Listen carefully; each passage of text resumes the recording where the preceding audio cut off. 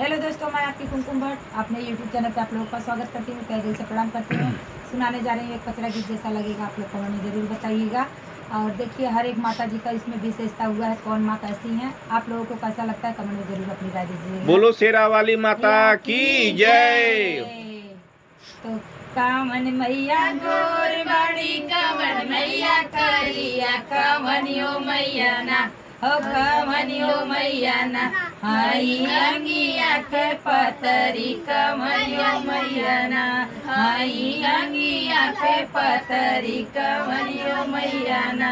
दुर्गा मैया गोर बाड़ी, काली मैया करिया, शीतलियो मैया ना हो, शीतलियो मैया ना हाई अंगिया के पतरी, शीतलियो मैया ना हाई अंगिया के पतरी, शीतलियो मैया ना। कवन मैया मंदिरवा बस, कवन मई पहाड़वा, कवनियो मैया ना हाँ, कवनियो मैया ना बस गंगा जी के तीरवा, कवनियो मैया ना बस गंगा जी के तीरवा, कवनियो मैया ना। काली माई मंदिर बस, दुर्गा माई पहाड़वा, शीतलियो मैया ना बस शीतलियो मैया ना बस गंगा जी के तीरवा, शीतलियो मैया ना बस गंगा जी के तीरवा, शीतलियो मैया ना। कवन मई करैया लेली, कवन मई खपड़वा, कवनियो मैया ना हाँ, कवनियो मैया ना लेली जोड़ा जोड़ा नरियलवा, कवनियो मैया ना लेली जोड़ा नरियलवा, कवनियो मैया ना।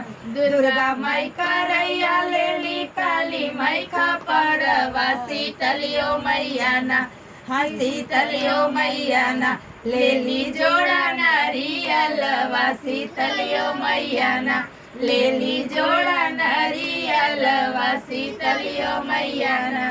कवन माई लकवा देली, कवन माई से नूरवा, कवनियो मैया ना देली अपन शिशिया, कवनियो मैया ना देली अपन शिशिया, कवनियो मैया ना।